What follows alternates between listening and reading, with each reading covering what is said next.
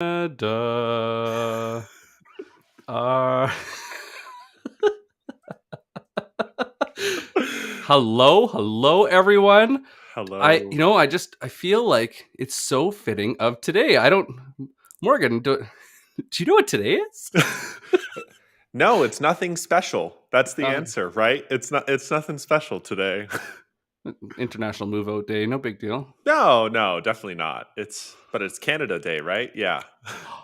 I believe so. So, all our Canadian friends, happy Canada Day. Happy Welcome to Canada Day. this fun B2B Power Hour of red and white. A red and white. Now, see, here's the thing. Give us a couple of days, and us Americans are going to be plenty obnoxious with our red, white, and blue come Monday, since July 4th is our Independence Day. So Why'd you have to I, ruin it with one more color? I know. Just kidding. Yeah, you keep it so simple up, and meanwhile we add blue. Oh no. Right. um, well, hey everybody, welcome. I see this chat's blowing up. If you're here, drop a hey in chat. We want to say hi. Um, if you've never been to one of these before, this is your first one. We like to kick it off with a question of the day. So, Nick, do you have a question of the day today? Yeah, actually, I do. I just thought of it. Mm-hmm. So, all of our B2B listeners, what is your favorite part about Canada?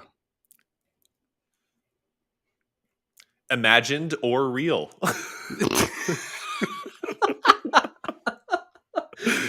Especially if you've never been. I mean, I've been to Canada. What is my favorite part of Yeah, that's what I Canada? was wondering. I was like, Morgan, you're teasing here, but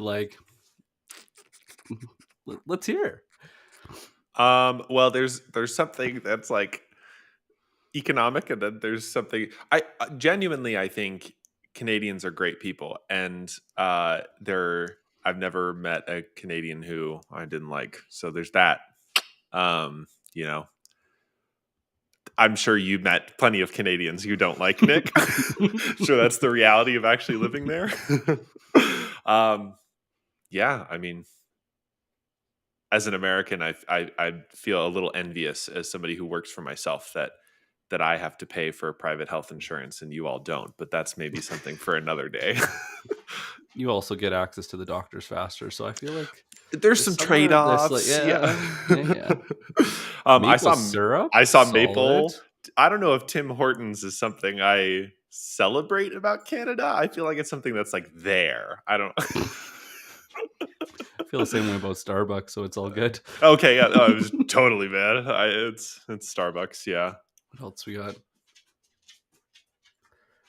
Yeah. I BC actually hikes, yes. The Nurjan's mountains. comment. Forgive if we miss any names. Diversity in food. So many people from different walks of life. That's true. That's been my experience every time I visited Canada. I was like, wow, there's a lot of different people. There's a lot of different cultures. And like, yeah, America is sort of the melting pot, but depending upon which part of America you're in, you don't always get that experience. So, yeah.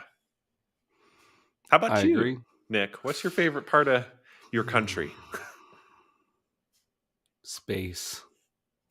Green open space. I never realized how big Canada was until traveling. And then it's like, I went and drove from Edmonton to Calgary and I just drove across Europe. No, Yeah. You're not far off. I mean, Canadian Tire. oh, that's great. But they're never anywhere when you actually need one. Yeah. That's the I love these little like interregional differences in Canada. I feel now. Correct me if I'm wrong here. We're just going to dwell on this for a moment. I feel like there are big provincial differences in Canada. no. Like having been to Montreal, I'm going to say there's big provincial differences. Do you think that they're as big as like between what you perceive different American states are?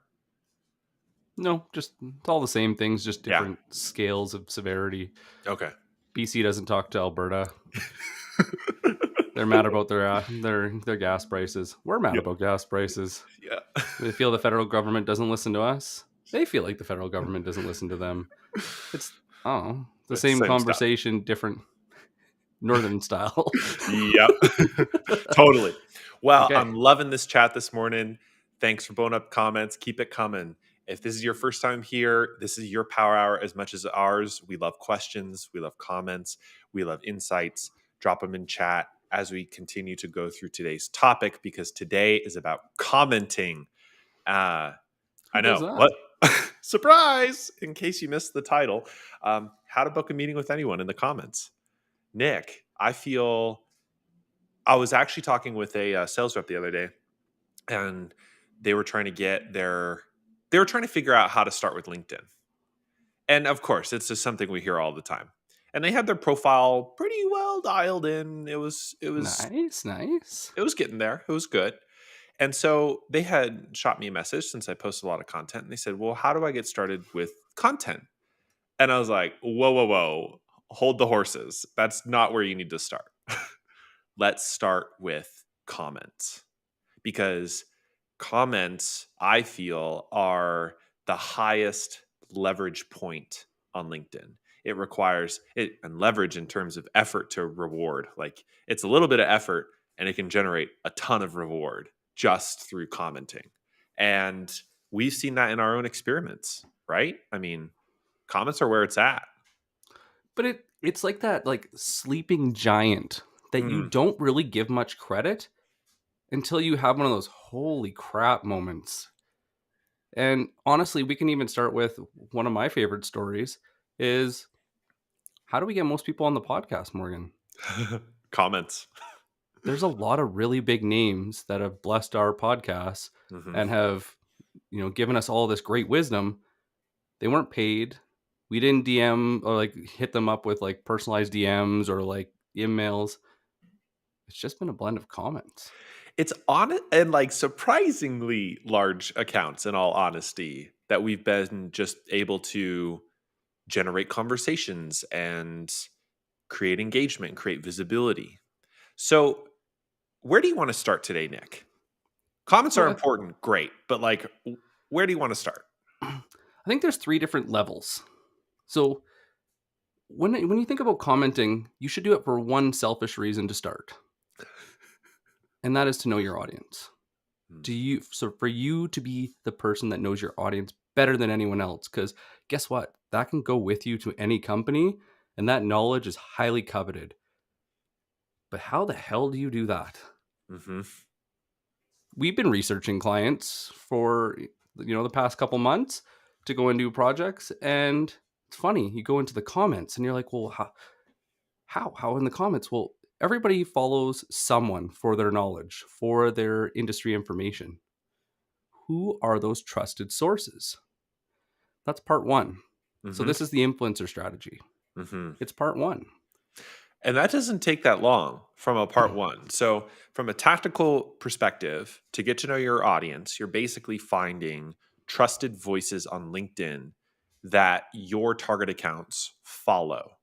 And you can do that. You can go to their profile, your target accounts profiles, those who are active, and look, who are they commenting on? Who are they liking? Who are they engaging with? And then your goal is to find maybe 5 to 10 accounts, I think. It could be more, but 5 to 10 is going to keep you plenty busy, especially if they're active influencers or content creators. And then you're going to hop into their comments and do what? Once you find these influencers, Nick, what do you do? Do you drop a comment or?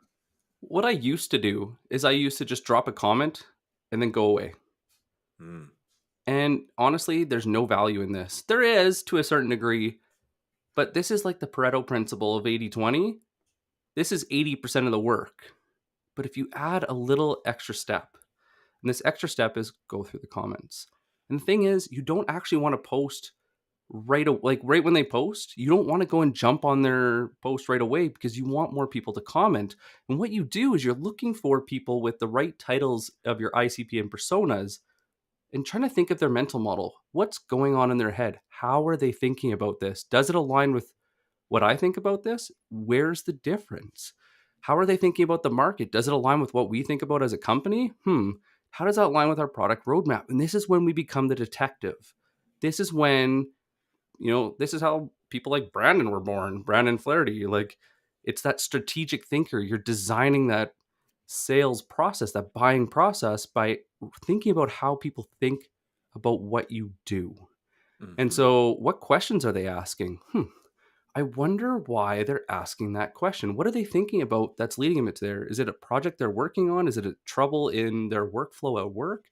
Is it a new roles and responsibility because they just got promoted? But the selfish reason to comment and run an influencer strategy is you get this knowledge at scale without having to aggressively hunt for it or pay a market research firm or all these different things. And you can do it in less than 10 minutes every morning.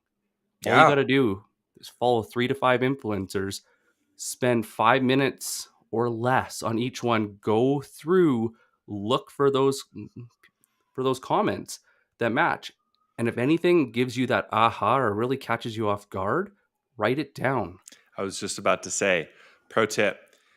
The reason we start here is because all of us have assumptions about the market as sellers. We assume certain things about our buyers, and we create a mental model or an assumption or an intuition, whatever you want to call it, about what it means for a buyer to be a good buyer, what their pains are, what their problems are, what questions they're going to ask, and so on.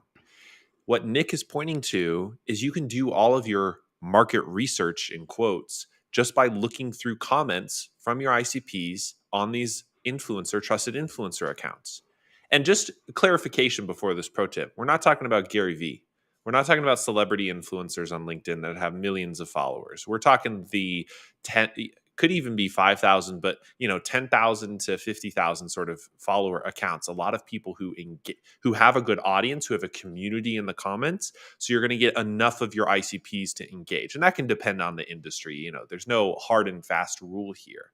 But the pro tip that Nick was just pointing out is have a notes document in your notes app or have a Google Doc or something. And all you're going to do is you're just going to start copy and pasting stuff. The Might things need that it for the next strategies. yeah. And you might need this to be successful in the other stuff we're going to outline today. For me, I didn't do this for a long time. I'll Yeah, be straightforward with me you. too. We both didn't because it was like, oh, well, commenting is sort of about like getting attention, which is kind of true, and it's about getting engagement, which is especially true. But Watching profile views, they're like, oh, yeah, did I get a oh, couple more from that comment? I had a really good comment on a big profile, and I got a lot of profile views. But when you're using comments to do social listening, which is what this is called, and you're listening into these conversations and the questions, even if you do this for 2 weeks, I mean, here's the thing, make a bet. Do this for 10 minutes a day for 2 weeks. Copy and paste interesting questions or insights that your ICP are leaving on people's accounts, on these influencers' posts. And then at the end of the 2 weeks, look at your Google Doc or look at your notes or whatever and see all of the interesting insights and patterns that you have learned about your buyers. Oh, That is about more than just leaving a good comment. That can influence your whole sales process. I just want to note it here. We'll come back to this later. Take those questions that you do not know the answers to yet and turn it into a journal project every morning. Spend Ooh. 10 to 30 minutes writing an answer to practice articulating your response to get clear and succinct. And I'll come back to why that matters. And if you can search for it and find it. Yep. But the thing is, you gotta remember, people don't know who you are. They can't see your face. They can only see your profile picture, your tagline, your Mhm. banner, the 3-second test on your profile. Maybe they'll look at your summary. But when they have an influencer that they look up to, that they go to because they trust them so much to go and get the information that shapes who they are and how they want to be seen in the market, and then they see those people commenting on your stuff, interacting with you, having conversations, what do you think they're thinking about you? Mhm. So this is the other side. This is where it builds you up. It adds to your credibility. It builds that personal brand. And when they see them doing that, which doesn't take too long, it's typically a week or two, sometimes more, depending on the size of that influencer's following. Then what you want to do is you're going through those comments and you're adding more credibility because you're getting to know their audience. You're being part of that community in the comments. This is so critical because really all influencers are is community leaders that really inspire information in the comments so that people can share information, challenge ideas, and learn as a team or unlearn bad habits. Because I've had to unlearn a lot of bad habits Me lately. too. But that's why the influencer commenting strategy is number one. But what you need to do now is let's move it forward. Let's So, Can we throw up Rebecca's question really quick on the screen? oh, sorry, I didn't see it. She asked, which questions are you copying and pasting your ICPs, and what if they don't post on LinkedIn? Good question. Yes, you Fantastic are question. copying and pasting the questions from your ICPs or insights or comments or other things. You're being the detective, as Nick said. Now, if they're not active on LinkedIn, well, then yeah, you're shit out of luck. No, So, not quite. Not quite. So Nick, correct me. Go for it. there's a hard way of doing this, and it's doing customer interviews, Hmm. asking them Mm-hmm. what sources they trust, and you go a little bit deeper. The faster, easier way of doing this is to just look at the one lost accounts, or even close one or close lost, and then Google their name. Hmm. Look at what social profiles that they have on. Some people are really active on Twitter instead, especially in IT, or Mm. maybe they're on Reddit. Look for their accounts and then look at where they're engaging if they engage. If you can't find a couple people that are engaging at all, then you have to go ask. Yeah. And so what you're doing is this is like your north star of just gathering information. It doesn't matter what platform it's on. LinkedIn, because we talk with a lot of sellers, that's where a lot of sellers are. Mm-hmm.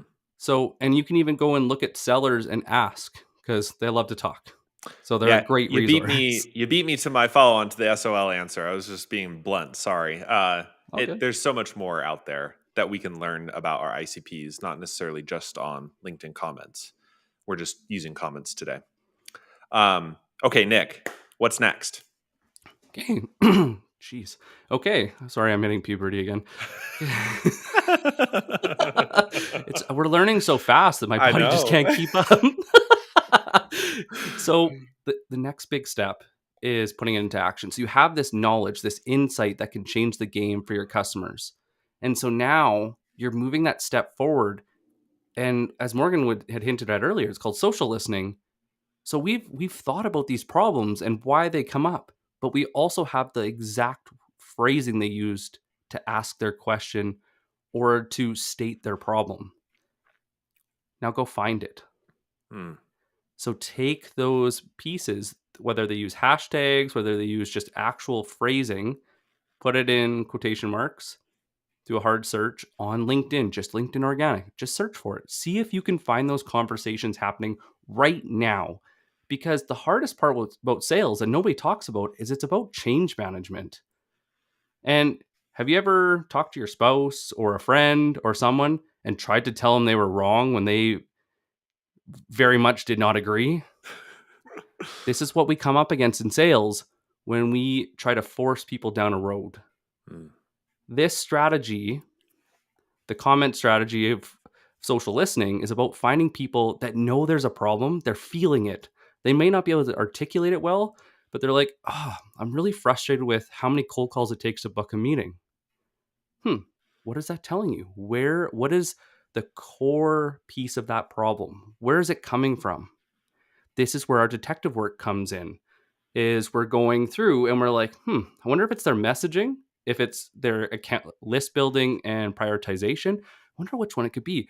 Okay, so how do I go and start this conversation to make it fun, to make it engaging, respect what they're saying, but start my discovery by asking great questions, highly relevant to what the problem they're trying to solve. Let's help them. That's it. Mm-hmm. We're just trying to help them. We're not trying to belittle them. We're not trying to be smarter than them. We're just trying to help them. But that all comes from that initial influencer strategy to understand your ICP of how they're actually saying problems. Nobody says, I need a really strategic partner to go and buy, you know, to go and deal with my Frankenstack to go and they don't use like the jargon. They talk like buddies. They talk like Mm-hmm. friends. They're not as formal. So we have to go and find the way they actually say it. A really, really great place to find this that almost no one uses is case studies on your website. Go on the very top. There's always quotations, and they tell you who's the quotes from. So that's a persona that was part of the buying process, either on the tail end on the implementation, also very important, or somebody that championed it the whole way through. And once again, if you have a great team, clean data, and a CRM, you can also go back and look at your close won and close lost to keep building this case mentally so that you can go and really guide your detective work and have great conversations. Now, going back to Stacy's comment, I can't remember if I pulled it up or not about the dark social. No, So, if I can find it, it's a ways back. On the road again. Shoot. Anyways, that's frustrating. I'm blind. But Stacy had said this really great comment about comments are the real comments are the real dark social. The reason being is once we start putting these comments out in the world and we're social listening, let's go back to junior high and high school. When it was, we're kind of figuring out who we are, everything around us in the world is changing, and we're uncomfortable yet have questions. So we're uncomfortable that we don't know, but we don't want to ask.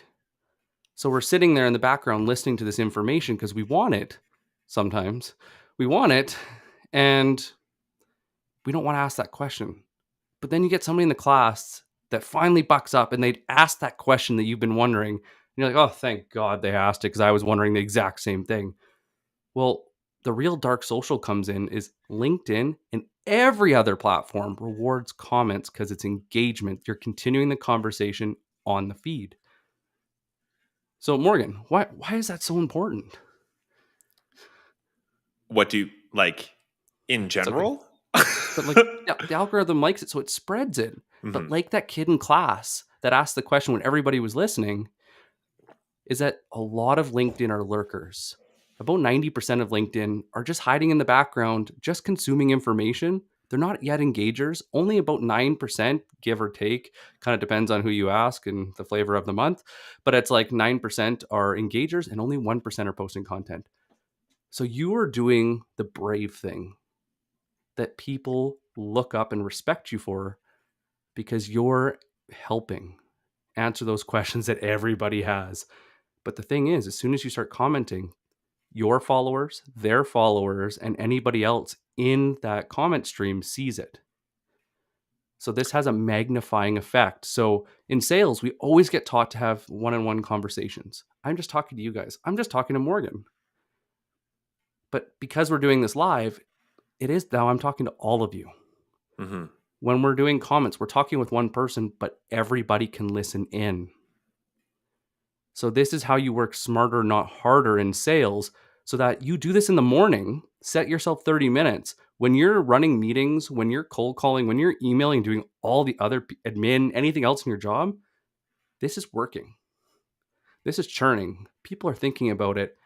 And then at the end of end of the day, you just come back and there'll be DMs, there'll be connection requests because people appreciate the knowledge that you have and they trust you.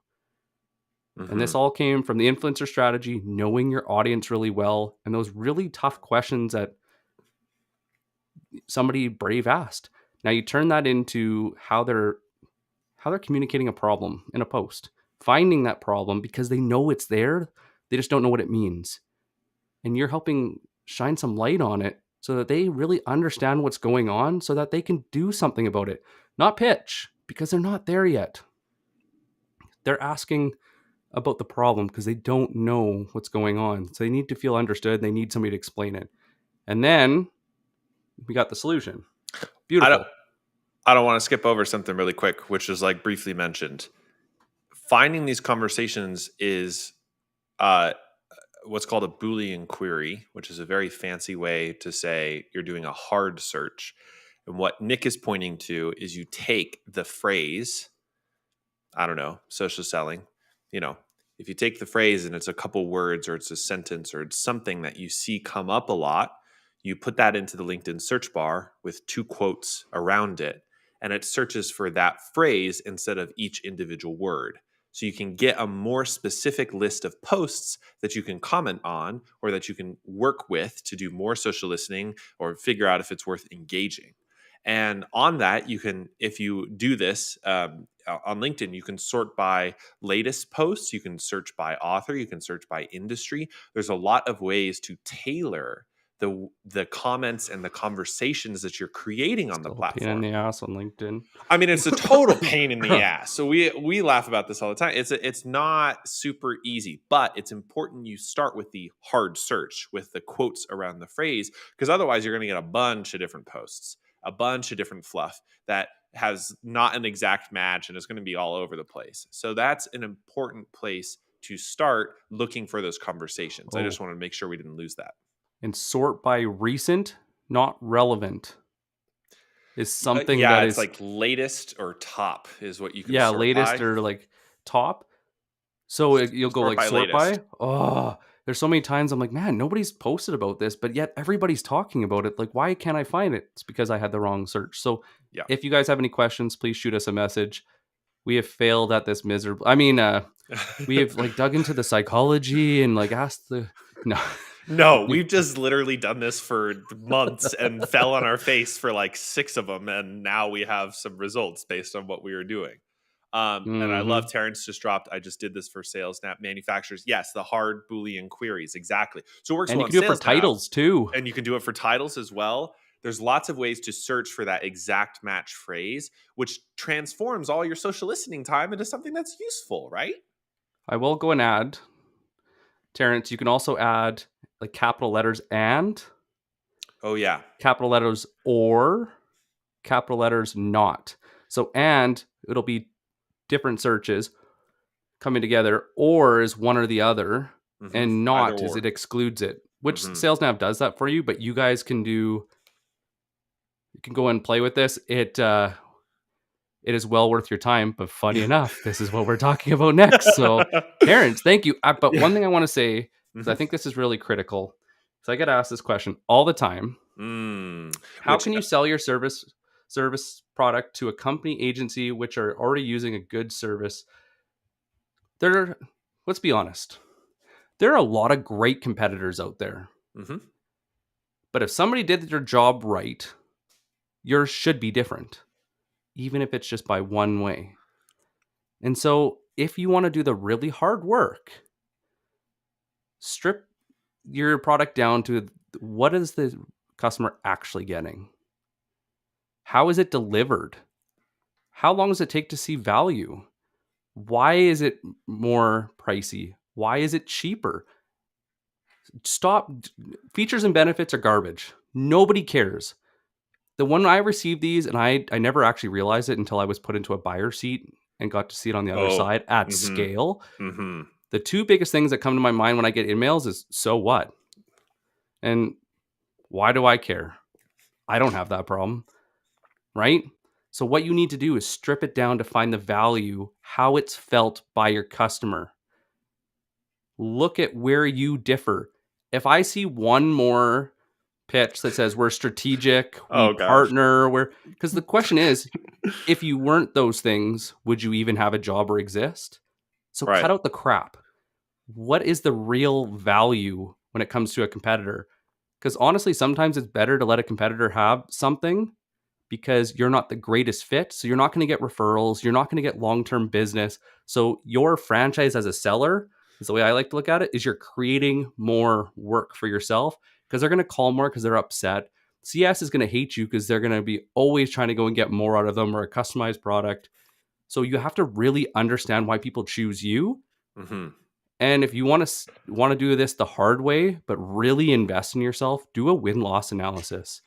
Pull in another great seller, pull in your manager, do a win loss analysis, figure out why people chose you. So, Mhm. what were they doing before you? What changed that made now the time to buy? And then what did they think they were buying? How do they explain what they bought from you? Mhm. Just start with those three questions. Mhm. And once you know that, now you can change your questions to guide the conversation to see if those are really valuable to the person you're talking to, and then do a challenger like, This is what I observed. This is what it means. This is that insight that you're not seeing, but I'm going to guide you in a conversation so we can talk about it. Yes. And now it's a bigger conversation, which can happen in the comments. Can you Nirajan asked a question at 10:28 if you scroll a little bit. Do you guys have this whole strategy in a doc? Funny you should ask. If you go to b2bpowerhour.com on the homepage, we put together a little free guide about how to do this, and it includes like screenshots and written instructions for sales nav. So if you want that, you can go there and get your free copy of that. Yay. Okay, promo intermission over. We hate doing that. I hate just being like, go do the blah, blah, blah. But anyways. Smile really Yeah. confused me on that one then. Anyways, Suzanne had a good question as I was well. just looking at that one too. So Suzanne asks, what about when your ICP isn't active on LinkedIn, but people on the lower end of the totem pole are? Is it worth using comments to create internal champions? What a great, great question. Since you asked. Since you asked, yeah. Yes, obviously, based on our responses. However, maybe it's time to introduce this. No. Don't answer the question first, and I want to hear what you have to say. No, I want the marketing's perspective on this. I'm trying to answer this question strategically. Okay, so a number of months ago on the Power Hour, we had this analogy, whether you're net fishing or spear fishing. So if you think about a big rig that does net fishing, they're just dragging a big old net through the ocean. They're seeing what they pick up, and then they sift through the stuff to see what's left over. Okay. This is how most companies do outbound, in all honesty. Suspecting. Yeah. They're suspecting. They're not prospecting. They're just going for anything that they can grab, and then they're letting it sift out through their process. Spearfishing, on the other hand, is obviously being very intentional. And if you've ever watched a documentary, or I don't know, I'm sure it shows up in some like reality TV shows like Survivor, but the spearfishing is a way to be patient, to watch the movements of the fish, and then when it's the right time to actually reach out. So the reason I wanted to bring this up into order to answer Suzanne's question is, are you commenting? Think about this. If you're just commenting on lower end totem pole accounts because you're basically net fishing and you're just trying to see if there's anybody who's interested in what you have to offer, that's not a way for success. But if you're spear fishing and you know that this account that you're going after, even if your target persona isn't active, that there are reasons that account would be a good target for your sales motion. Meaning there's been an event recently, there's a trigger, something's happened, they laid off a lot of people or they hired a lot of people. Whatever your indication is that says this account, this timing is right, and this account would have a reason to work with us that they may not have had before, then of course you can warm up relationships by engaging with folks inside the company who aren't necessarily your key persona. And you can also learn things about the company from those lower end totem poles that make you seem really, really smart when you start talking to the key persona or the key decision maker that isn't active on LinkedIn. Because if eventually let's just hypothetical, you eventually get referred to, or you do a great cold outbound email to that target persona who isn't active on LinkedIn, you're going to have so much knowledge about the company by just interacting with and talking with people who are lower down on the totem pole. And one last thing, which I know maybe I'm stealing your thunder here, Nick, is that oftentimes the people who are actually experiencing the problem you solve are not your key buyer. They are the people who are lower end on the totem pole. So if you want to validate the pain or the problem out in the market, if you want to say, I think this account is right, let me make sure that that's true, and you start commenting and engaging with people who are on the lower end, you can generate a ton of conversations and you can validate that. So then when you go to the key buyer, you can say, look, your finance team said this, or your marketing team said this to me. And other companies who say that experience this problem. And that's something we can solve. Is that worth a chat? Hell yeah. Hell yeah. So even one other thing to consider is look at how quickly the bottom roles that you're talking about advance through the org. What is the time frame before they become a manager, before they become, so like SDR, AE, manager, and above. Look at how long it takes. So sometimes in deals, people will move up as you're actually doing your qualify and quantify. So if you're that main education source for those users, the workers on the ground really feeling that problem and you're helping them solve it, they might be quiet about it at first, but people start to notice. Mm-hmm. And as they go, they'll bring you with them because you're their secret weapon.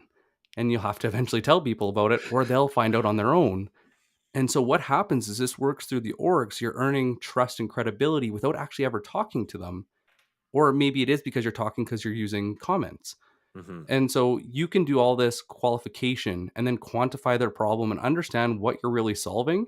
And I was actually listening to the Challenger podcast. And I heard a really good story about this, that an AE started doing a demo for a group of executives.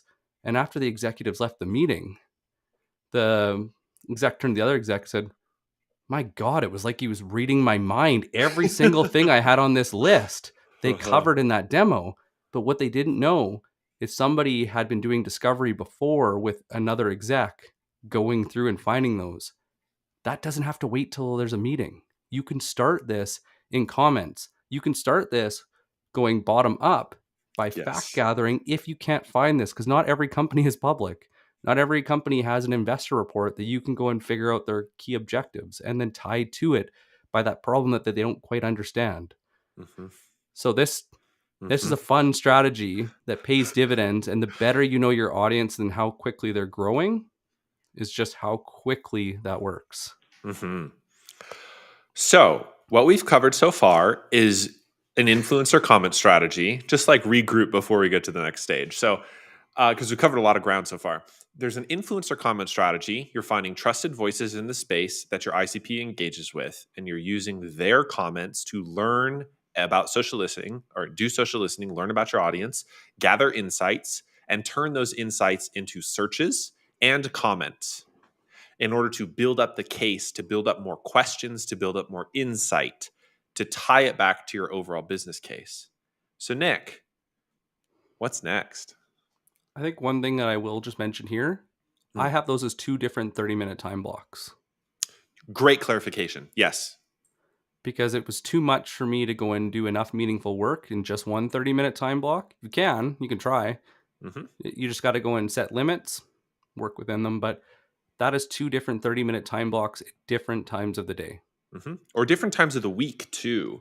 I'll just say, like, I don't do social listening in an intentional way more than twice a week in terms of like actually copying over insights, just because we're active enough. And I think there's also like diminishing returns to a certain point. So if you're really new to this, it's definitely something you may want to invest more time into. But if you have your feet under you, it may not need to be something that happens every day. If you've done it for 2 weeks or 4 weeks, like, you might consider just doing it a check-in once a week or twice a week, for a little bit of time to refine, instead of something you're doing all the time when you're just getting started. But even simpler than that, pattern recognition. Hmm. You've heard it before. Yeah. Like, oh, And I so you're know like, that. oh, that's a new one. Uh huh. Write it down. And Hmm. that's honestly what I do. I have Google Keep on the side as I'm just scrolling. Boop. Hmm. But now, Now, now we got to talk about the trap of scrolling. yes. Oh my gosh. And so, how do we get out of the trap of scrolling, but investing into comments strategically on the accounts that somebody magically put on your list? I mean, that I somebody don't- very thoughtfully put on your list. So they're not suspects, they are prospects. yeah, you're actually spearfishing, right? We're hoping. So, this is where we have to look at on my time prospecting versus just in time prospecting, or just in the nick of time, like I In like. the No. in the nick in the nick God, of time. still can't say it with a In the straight nick. face. But on your time prospecting is when the company just wants you to make activities. So you're just trying to justify the company by staying busy. When it gets strategic is when it's just in time. And this is all about prioritizing accounts based on triggers, their signs of pain. Mhm. So, what could be a sign of pain? Hey, Morgan, I just saw that you guys grew your SDR team by 15 people in the last 30 days. Holy crap. But one thing I noticed is that you had a manager ratio to sales, or a manager to sales ratio of now 22 to 1. What we've with clients that we worked with, what soon follows this is a drop of first a drop of sales performance and then retention.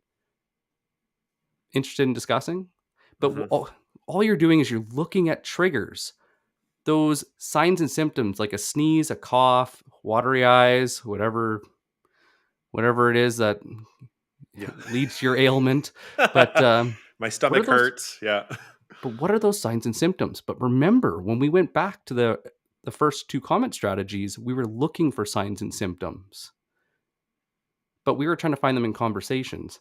Mhm. Now we're trying to build a business case. So this is purely about the account, very much the B2B play. So what is changing in the company that is saying, "Hey, help, help, help." And so it's Help knowing, me. honestly, it's also knowing what sales intelligence software will give you the right fields. So when you're doing your account research, you got to figure out what fields you need to actually add. And then when you're looking at triggers, you're trying to look at how those fields can change. So what are your triggers? Throw one in the comments. What is one trigger that makes a company ready for you? And please God, if anybody writes fundraising and just says more money, more problems, It's not that. We're it's looking going to for more drive me specifics. nuts. Yeah. Because So, hey, look, you just raised your Series B. mhm. So what? Because there's no context, there's no relevancy. Of course they did. They've been blasting it out for the past month. Of Yeah. course they did. They But want what do people to you know. know that they don't, that would be a game changer to make sure that money goes further? So, I've often called this the Princess Leia moment, which is, "Help me, Obi-Wan Kenobi, you're my only hope." So, the idea is not that Princess Leia is in need of help, right? There is context to her troubles. She has been captured by the Empire, all right? She has the Death Star plans. So I'm seeing some and kind of coming in. So hiring is a great starting point. I would call that a qualification. Is the company growing or is it shrinking? A trigger is something has changed from their normal trajectory. Princess Leia was doing fine on her little rebel ship until she got captured by the Empire. So, what is happening that turns them into needing help? And that is, this is the nuance, and it's a little tricky nuance if we're not used to this, because as sellers, we actually spend the least amount of time thinking through qualification. If we do volume based outbound, we are starting with qualification. So when you move from becoming a net fisher to a spear fisher, you're starting with qualifications. And I'm seeing some comments in chat that are basically, in my eyes, qualifications. They are hiring, or they have new people, or they're running paid ads, or they have Chili Piper. Those are basic level qualifications that says this account is potentially the right kind of account for us to work with. Triggers are a level above that. And this is what gets so fun because you become like Sherlock Holmes, right? So I want to give an example, Nick. One of the triggers that we have, so from a base level qualification, one of the things we learned was that if they have a really high sales to marketing ratio, they might be a good fit for us because they're a sales led company. If they have a lot of salespeople compared to marketing people, they're a sales led company. That's qualification. A trigger for us is they just hired a sales enablement manager. So it's not hiring specifically, and it's not that they have the role, it's that within the last 30 days, they hired somebody new with a particular title and a particular job description. That is a trigger because it indicates there's context. Wow, why would they hire a sales enablement manager? Let's see here. They Mm. need more support for their sales team. Maybe their sales team isn't hitting quota. Maybe there's more complexity in the sales process now that they have more staff. Maybe they need more resources or they need to standardize the sales play. All of these things are indicative of problems we can help solve. That's a trigger. It is, and as Nick says, pain has an expiry date. Pain goes away, 90 days. usually 60 within to 90 90 days. days. So it's not that a company raised Series B. That's maybe a qualification. It's what did they do with their Series B or what didn't they do with their Series B? That's the trigger. What this goes back to that win-loss analysis. Why did they hire you and what did they think they were buying? Mm-hmm. So this is really knowing those customers and then going, "Oh, I'm not going to waste time spending all this time like searching for everything. I'm going to automate the capture Mm-hmm. of that information so that I can put more time and energy into personalizing something that's relevant to that role, to that company, to that individual."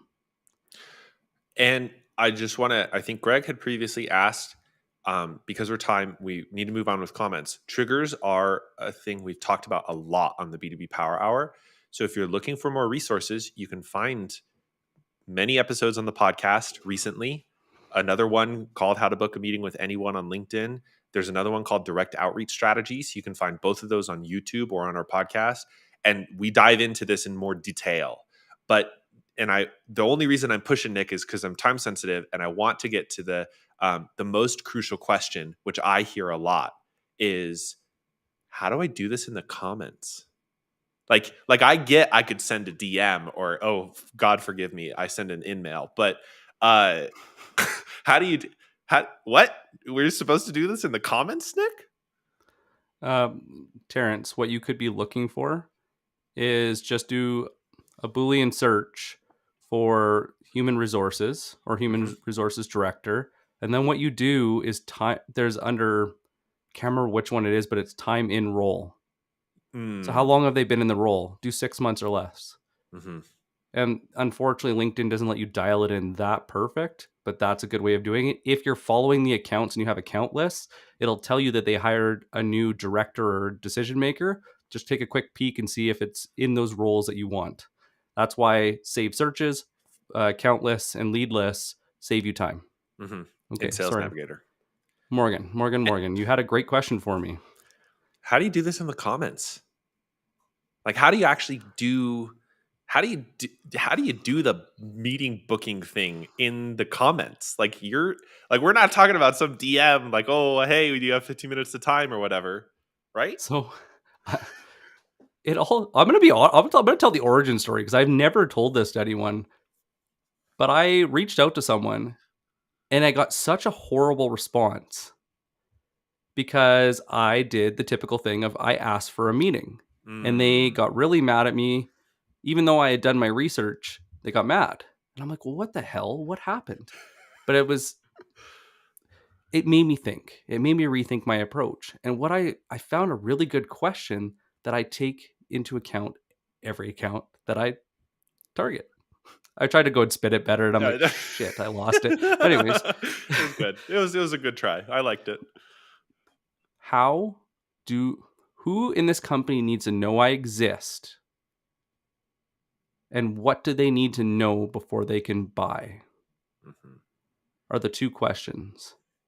And if you want to up the ante to three, my favorite question, because I love to challenge myself, a healthy challenge is good for everyone, is how can I get them to book a meeting with me in 60 days or less? And just to clarify, the challenge that Nick sets himself is not an outbound meeting booked, but an inbound meeting booked. He is gearing up to try and get them to book a meeting with him in the next 60 days, not, hey, can I grab 15 minutes of your time? So let's think about this. Comments are outbound that are inbound. They're outbound that create inbound. That's what it Hmm. is. So, like a great discovery call, it's all built in prep. You got to put just as much time in prep to go and make sure that you've actually designed that buyer experience where it wows them.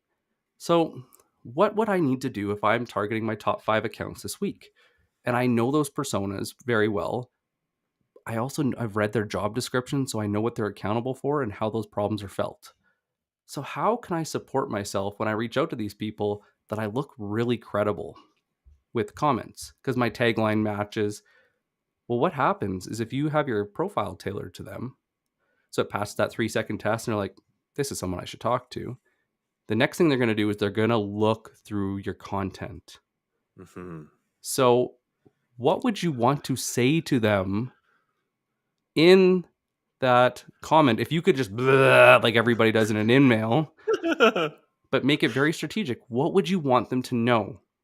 What are the 3 to max 5 things? Because that's what it'll fill that latest activity piece. What are those things that they need to know? What are those questions going back to the influencer strategy, going back to the win-loss analysis? What are those key things that they need to hear? Write very thoughtful posts about them. Now, posts are a one-to-many strategy. So how do you go and target more personas with those? So now you're commenting on these people with that persona, from those personas. They're going to look at your profile. You'll see it. That's not an intent trigger to go and reach out to them Yep. yet. Mm-hmm. Let them review your profile. What they're going to do is they're going to keep going back. So you're going to play this game where first time they might not respond to you. They might just like it. The second time you show up, they're going to probably go to your profile again, but they might start reading. The third time they'll start engaging you and we have a conversation. And this is a two-way street. Mm-hmm. So what happens is I say something to Morgan, posts something, I comment back. Mm-hmm. He comments back. I comment back. He comments back. You've now opened the door to the next level of that relationship where you can send a connection request if you want. The thing that people think is that the connection request is time to just pitch.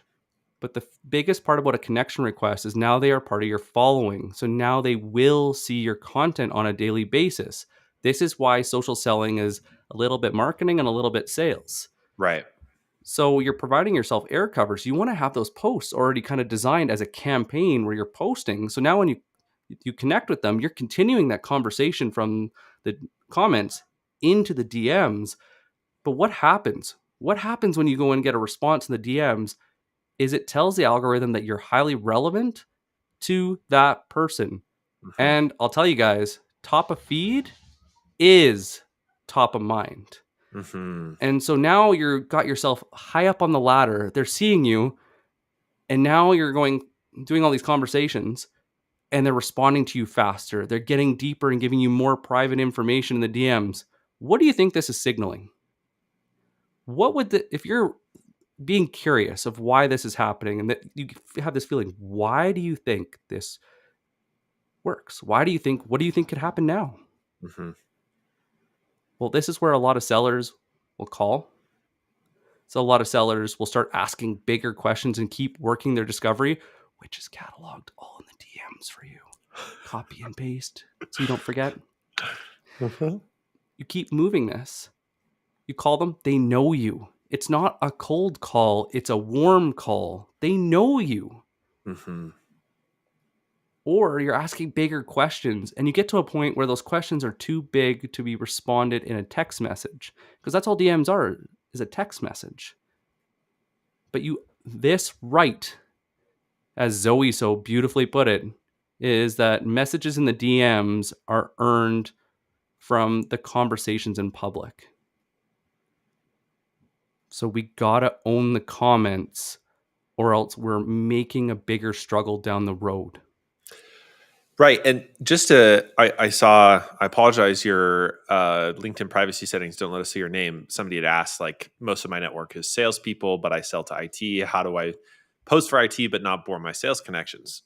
I mean, I don't want to be too blunt here, but like, The kind of, sales pay your bills. yeah. I mean, like, Salespeople. do salespeople pay your bills? If not, okay, they're a part of your network. They know you're in the industry of IT.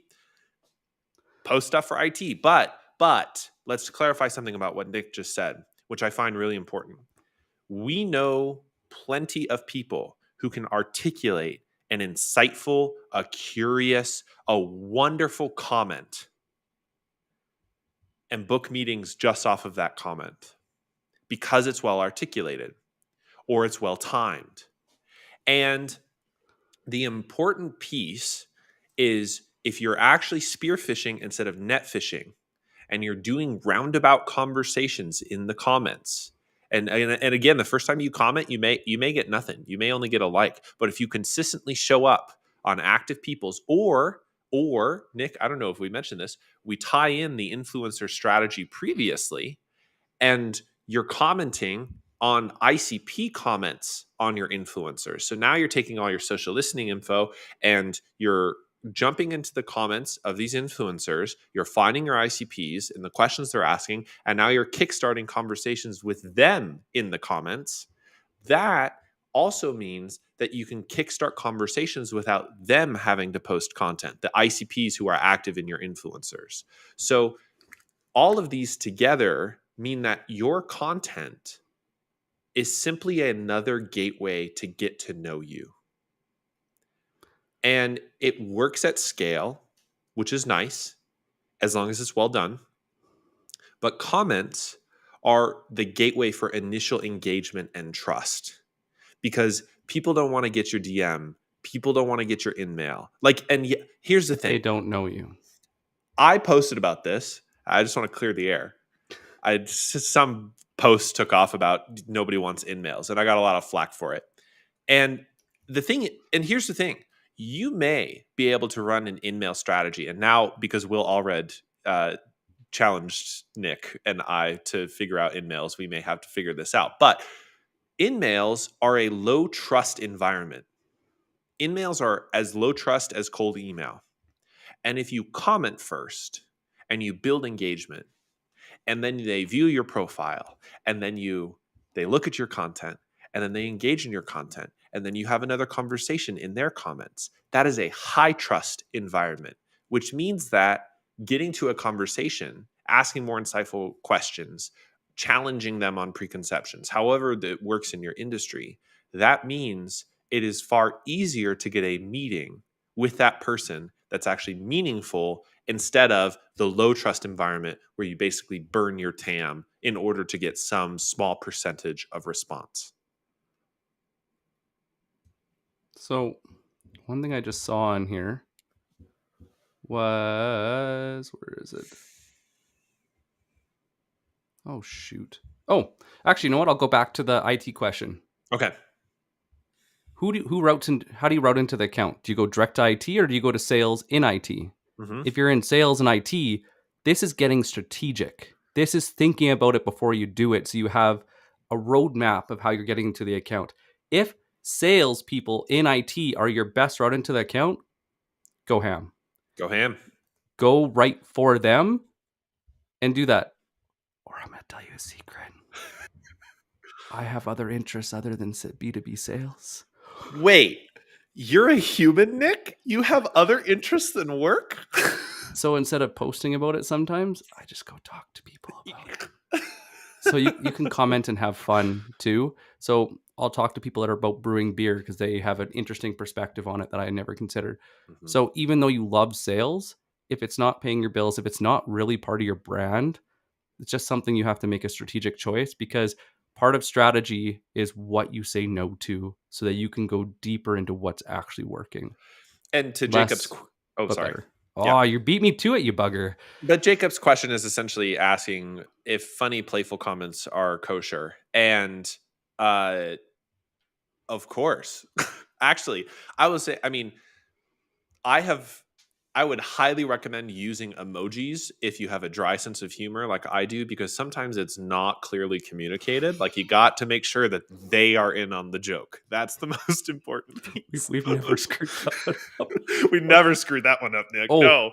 so I have to say, I did an episode with Stu Hankey, Oh yes. and he wrote the book, How to Book a Meeting with Anyone. Mm-hmm. But what he did is was it the Washington? I can't remember. He was a professional Mm-hmm. that created cartoons. So what he did is he tailored those cartoons to the personas he was targeting, and he made them chuckle. Made them laugh. Because laugh brings us together, because in order to laugh, which there's a lot of great people that are doing this on LinkedIn teaching us about it, but when you laugh, you have to state the obvious so that we have a shared bond. So it's like, shit, they know me. Yeah. And so it's hard to do that. So you can do it. You could write a meme in a comment. I actually find these tend to be more effective after. But honestly, if it's a shared joke that it's just something funny that everybody understands, it'll have a magnifying effect where it'll build a community and conversations that keep going. So just think of why you're doing it. Are you doing it because you want to attract other people? And is it also a quality that you enjoy with people that you sell to? Mhm. Because birds of a feather flock together. But it's just something to consider. So we're at time, which is crazy. This has been a power hour that's flown by. Nick, any closing thoughts? Ways to wrap this all together? If you do not time block, LinkedIn will rule your freaking life. And I'm not talking from like theory, I'm talking that it's killed my productivity You and I both. ruthlessly for Ruthlessly. months. Hmm. And so what I started to do is I time block, and I have very strategic or very specific objectives that I'm doing. And so the first one is the 3 C's, where I'm commenting, I'm doing my influencer strategy, and I'm sending out connections to people that are relevant. Usually people that have commented or viewed my profile, especially if they have the little banner that says, found you in search. Hmm. The next one is I'm doing a social listening play because they're problem aware and I can actually help right away. And the third one, still only 30 minutes each, is I'm doing this trigger play to find those strategic pieces from accounts. And I'm doing that. And I turn my notifications off, because the thing with LinkedIn, and when you're really leveraging comments, time is your friend, which is completely freaking opposite of everything we learn in sales, because you need to give it time to work, to fester, to get more people in the conversation. And you keep those conversations going, the algorithm rewards you. And my last piece is, if you guys have been here before, you know what I'm going to say. It is 2022. No seller needs to suffer in silence. If you're not getting the support you need from management, if there's nobody on the sales floor you can trust, or a virtual sales floor, if you need help, reach out to either of us or people in the Hmm. comments, and we'd be happy to support you. You don't need to buy anything. Yeah. Sales is a team sport, and it's all about the people you surround yourself with. We would be proud if we are one of those people. Thank you so Agreed. much. And Everyone, just remember, buyers log on to LinkedIn to engage and to read and to be inspired, not to be sold. It's a social platform, so be social. happy Canada Day. Happy Canada Day, Have a everybody, great and happy weekend. Independence Day for us Americans. Yeah! Come Monday.